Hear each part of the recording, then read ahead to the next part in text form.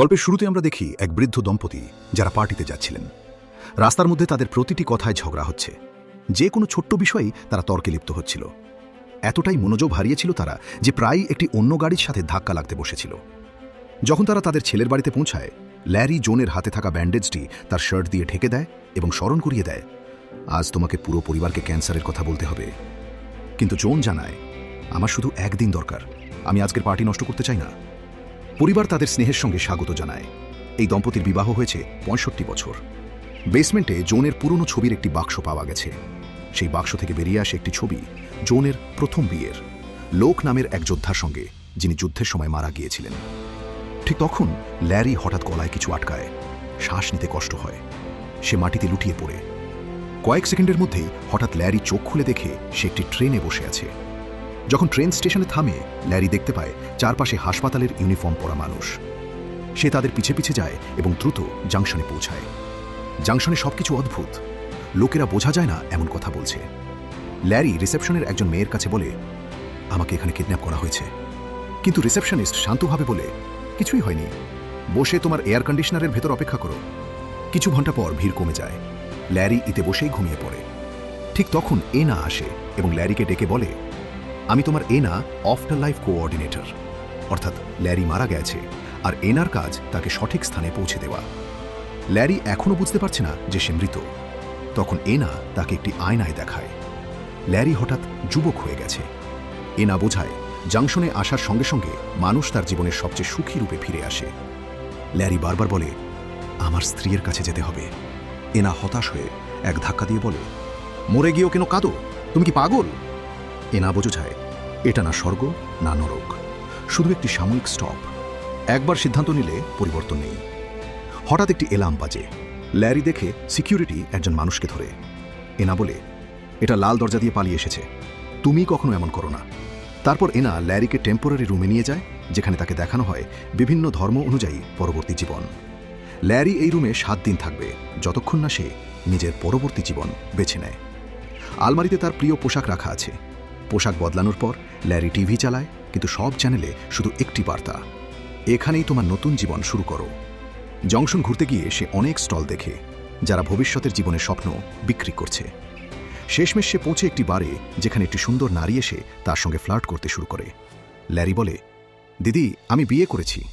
তারপর bartender look এসে বলে, এখানে বিজ্ঞাপন করা চলবে না।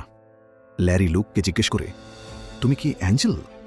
লুক বলে, না, আমি এখানে একটি আত্মা, তোমার মতো। লুক বোঝায়, একবার জীবন বেছে নিলে পরিবর্তন সম্ভব নয়। নিয়ম ভেঙে বেশি দিন থাকলে বা জীবন পরিবর্তন করতে গিয়ে তোমাকে ভয়েডে পাঠানো হবে, সেখানে শুধু অন্ধকার। শেষে ল্যারি লুককে জানায়, আমার স্ত্রী ক্যান্সারে ভুগছে, আমি তার খেয়াল রাখার প্রতিশ্রুতি দিয়েছিলাম, এখন আমি এখানে এসে পৌঁছেছি। পরের দিন ল্যারি ঘুম থেকে জেগে এনাকে দেখে। সে জানতে চায়, মানুষ এখানে কেন কাজ করছে। এনা বলে, কেউ কেউ মারা গিয়েও মানতে পারছে না, কেউ পরিবার বা প্রিয়জনের জন্য অপেক্ষা করছে, কেউ জীবন বেছে নিতে পারছে না। ল্যারি সিদ্ধান্ত নেয় সে জোনের জন্য অপেক্ষা করবে। ল্যারি ভাবল, হয়তো কয়েক মাস সময় লাগবে, হয়তো জোনের ক্যান্সারও ঠিক হয়ে গেছে। তারপর ল্যারি সিদ্ধান্ত নিলে জোনের স্মৃতিতে সে একটি সুন্দর ঘর তৈরি করবে, যেন যখন সে ফিরে আসে সবকিছু একদম সাজানো থাকে। সেই রাত ল্যারি লিখল তার স্ত্রীকে একটি চিঠি। ঠিক তখনই ক্যান্সারে জোন মারা গেল আর ল্যারি আবার ট্রেনে উঠল। পরের সকালে এনা ল্যারিকে তার নতুন জীবনের দিকে নিয়ে যাচ্ছে। ল্যারি চিঠিটা এনাকে দিয়ে বলল, জোনকে দিয়ে দিও। কিন্তু এনা শান্তভাবে বলল, এটা নিয়মের বিপরীত, চেষ্টা করতে পারি কিন্তু নিশ্চিত কিছু বলতে পারছি না। ল্যারি স্টেশনের দিকে এগোতে থাকলো আর জোন ট্রেন থেকে নামছে। এসকেলেটরে ল্যারি তার স্ত্রীকে দেখল, কিন্তু জোন তার দিকে নজর দিল না। ল্যারি দুঃখে ফিরে গেল। সে সেখানে জোন আয়নায় তার যুবক রূপ দেখছিল। দুজনের চোখে চোখ লেগে গেল আর তারা আলিঙ্গনে আবদ্ধ হল। জোন আগে থেকেই বুঝে গিয়েছিল সে মারা গেছে। সে ল্যারিকে ক্ষেপে বলে, এইভাবে কেউ মারা যায়, বোকা কি? ঠিক তখন রায়ান হাজির হল, জোনের আফটার লাইফ কোঅর্ডিনেটর। সে জোনকে ল্যারি থেকে আলাদা করে তার প্রাক্তন স্বামী লুকের কাছে নিয়ে গেল, যে 67 বছর ধরে তার জন্য অপেক্ষা করছে। জোন লুককে দেখে আবেগে ভেঙে পড়ল। ততক্ষণে ল্যারি মাঝখানে লাফ দিয়ে বলল, কিছু হবে না, মানুষ তো মরেই যায়, সাধারণ ব্যাপার। চল, এবার আমাদের নিজের জগতের দিকে যাই, আমি তোমার জন্য নতুন জীবন বেছে নিয়েছি। জোন বুঝতে পারছে না কি হচ্ছে। দ্রুত সে জানতে পারল তার সামনে দুটি স্বামীর মধ্যে একজনকে বেছে নিতে হবে, আর সেই সাথে নিজের স্বপ্নের জীবন সাজাতে হবে। রায়ান সব নিয়ম ব্যাখ্যা করে তাকে একটি কক্ষ দেখায়। পোশাক বদলানোর পর রায়ান জোনকে তার অপশনগুলো বোঝাচ্ছে। ততক্ষণে লুকও হাজির হলো। ভয়ে জোন দরজা বন্ধ করে দিল। রায়ান বোঝালো, লুক খুব ভালো মানুষ, ৬৭ বছর ধরে এখানে তোমার জন্য অপেক্ষা করছে। অন্যদিকে ল্যারি এনার সামনে রেগে আছে। এনা বলে, আমার এবং রায়ান জয়ানের সম্পর্ক আগে ছিল, তাই ল্যারি সে হয়তো তোমার বিরুদ্ধে বলছে। ল্যারি বিরক্ত হয়ে বলল, আমাদের বিয়ে হয়েছে ৬৫ বছর। লুক এত বছর বাঁচল না, আমরা জীবনের প্রতিটি মুহূর্ত কাটিয়েছি। এরপর জোন ও লুক জাংশনে হাঁটতে যায়। হঠাৎ দুই গার্ড একজনকে ধরে যে তার বেছে নেওয়া জীবনের থেকে পালাচ্ছে। এক গার্ড লুককে দেখে চিৎকার করে শেষ পর্যন্ত এখানে পৌঁছালো। জোন খুশি হলো, কারণ এর মানে হলো লুক তার কথা ভেবেছে। গার্ডরা চলে গেলে লুক জোনকে নিয়ম বুঝালো এবং ভালোবাসার ইশারা করল। বলল, আমি প্রতিদিন তোমার কথা ভাবতাম। সে প্রেমের কথা বলল, চুমু দেওয়ার চেষ্টা করল, কিন্তু জোন পিছিয়ে গেল। বলল, আমাকে ভাবতে সময় দাও। কিছু মিনিট পরে ল্যারি জোনের রুমে ঢুকল, নতুন জীবনের অনেক অপশন নিয়ে। জোন আতঙ্কিত হয়ে চিৎকার করতে লাগলো, আমি সময় চাই। সে জানল, গত কয়েকদিন আমার জন্য খুব ভারী ছিল। তোমার মৃত্যুর পর আমার বেস্ট ফ্রেন্ডও মারা গেছে। ল্যারি একটু খুশি হলো, কারণ সে আগে থেকেই জানে জোনকে সে বিশেষভাবে পছন্দ করত না। ল্যারির মনে পড়ে স্কোয়াট করলে জোন শান্ত হয়ে যেত। বৃদ্ধ বয়সে সে স্কোয়াট করতে পারত না, কিন্তু এখন যুবক শরীরের শক্তি অনুভব করে ভালো লাগছে। ল্যারি আবার কিছু খাচ্ছিল, গলায় আবার কিছু আটকে গেল। জোন হঠাৎ আতঙ্কিত, কিন্তু ল্যারি হাসল, মজা করছি, আমি তো অলরেডি মরে গিয়েছি। তারপর সে আরাম করে শুয়ে পড়ে, কিন্তু জোন ল্যারিকে লাথি দিয়ে বাইরে বের করল। তারপরে ল্যারি নিজের বেসমেন্ট রুমে গেল। হঠাৎ সে একটি বোর্ড দেখল, মরার পরেও ডেন মার্টিনের শো। জোন এই সিঙ্গারকে খুব পছন্দ করত। ল্যারি এনাকে বলল শো আয়োজন করতে। তারপর নিজের নতুন রুমে পৌঁছে সে দেখল কত ছোট। পরের দিন ল্যারি জোনকে অপেক্ষার এলাকায় নিয়ে গেল। এনা সিঙ্গারকে গান গাইতে আনলো, নিজে পিয়ানো বাজাচ্ছিল। কিন্তু সিঙ্গার অদ্ভুত আচরণ করল, সিঁড়ি থেকে পড়ে গেল। বুঝতে পারলেন এটা আসল ডেন মার্টিন নয়, বরং একজন নকল। লুক এসে তাকে ধাক্কা দিয়ে ঠেলে দিল, একটি ঘুষিও মারল। তারপর রায়ানের সাহায্যে জোনকে ফুল দেওয়ার চেষ্টা করল। ল্যারি আবার রেগে বলে উঠল, চিটিং করছে, এটা আমার উপহার ছিল। দুই পুরুষের মধ্যে আবার ঝগড়া। জোন রেগে চিৎকার করে তাদের চুপ করালো। জোন রাগের মাথায় চিৎকার করে বলল, তুমি কেউ একটা উপায় বের করো তো, আমি কিভাবে সিদ্ধান্ত নেব? কোঅর্ডিনেটররা একটু ফোন করে রুল ভাঙার জন্য বিশেষ অনুমতি নিল। কিছুক্ষণ পরে জোন দুজন স্বামীকে রুমে নিয়ে এলো। কোঅর্ডিনেটররা জানালো, তোমার কেসটা একটু আলাদা, তাই আমরা তোমাকে বিশেষ ভিসা দিয়ে 2 বার চয়নের সুযোগ দিচ্ছি, একবার ল্যারির সঙ্গে আর একবার লুকের সঙ্গে। এরপর তোমাকে অবশ্যই সিদ্ধান্ত নিতে হবে। এই খবর শুনে দুজন পুরুষ আবার ঝগড়ায় লিপ্ত হলো, কে আগে যাবে। হাতাহাতি পর্যন্ত চলে গেল। জোন আবার চিৎকার করে বলল, ঠিক আছে, আগে কে যাবে তা আমরা টস করে ঠিক করি। ল্যারি কয়েন উড়াল দিল, লুক জিতে গেল। ট্রেন রাইড চলাকালীন লুক আর জোন পুরনো দিনের গল্প মনে করছিল। কিছুক্ষণের মধ্যে তারা পৌঁছল এক মনোমুগ্ধকর পাহাড়ে, যেখানে নীল আকাশ আর সবুজ জঙ্গল। হাত ধরে ঘুরে বেড়াল তারা, একসাথে খুশি হল। সন্ধ্যায় রেস্টুরেন্টে ডিনার। জোন বারবার নিজের সন্তান ও নাতি নাতনির গল্প করছিল। লুক একটু অস্বস্তিতে পড়ল। লুক বলল, আমার খারাপ লাগছে না, শুধু ভাবছি এই জীবনটা আমি দিতে পারিনি, তবে খুশি যে তুমি ভালো জীবন পেয়েছ। জোন বলল, আমি অনেক সময় তোমার জন্য অপেক্ষা করছিলাম, কিন্তু তারপর তুমি চলে গিয়েছিলে। মৃত্যু হয়ে কেউ তো ফিরে আসে না। এরপর লুক জোনকে আর্কাইভ দেখালো, একটি জায়গা যেখানে প্রতিটি বেছে নেওয়া জীবনের স্মৃতি দেখা যায়।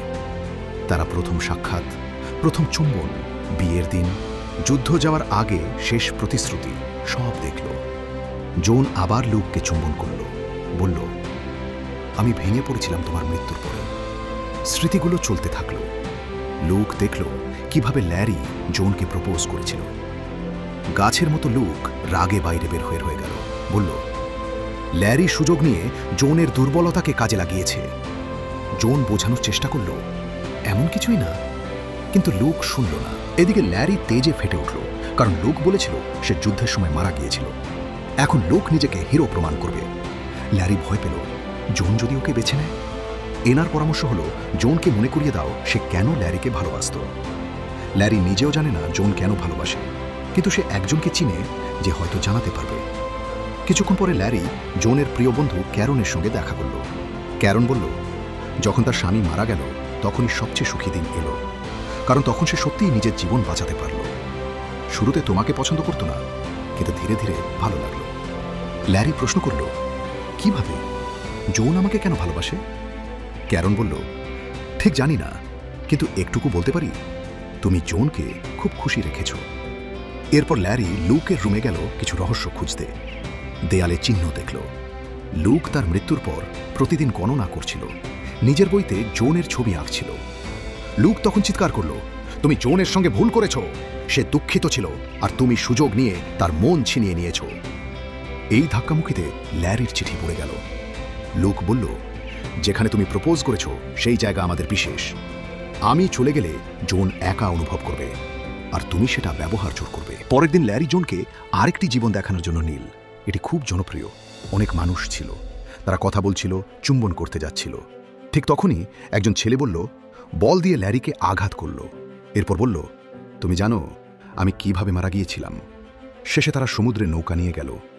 ল্যারি জোনকে ক্ষমা চাইল, তোমার মৃত্যুতে আমি পাশে ছিলাম না। সঙ্গে বলল, আমাদের সন্তান যদি আমাদের দেখত কত খুশি হতো। জোন বলল, তুমি আমার মন বদলানোর চেষ্টা করছো? হ্যাঁ, চালাক কোথাও। আবার ঝগড়া শুরু হলো। জোন বলল, তুমি আমার পরিস্থিতি বুঝছো না।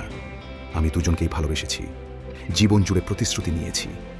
ল্যারি বলল, যদি আমি লুকের জায়গায় হতাম আমি তোমার জন্য অপেক্ষা করতাম।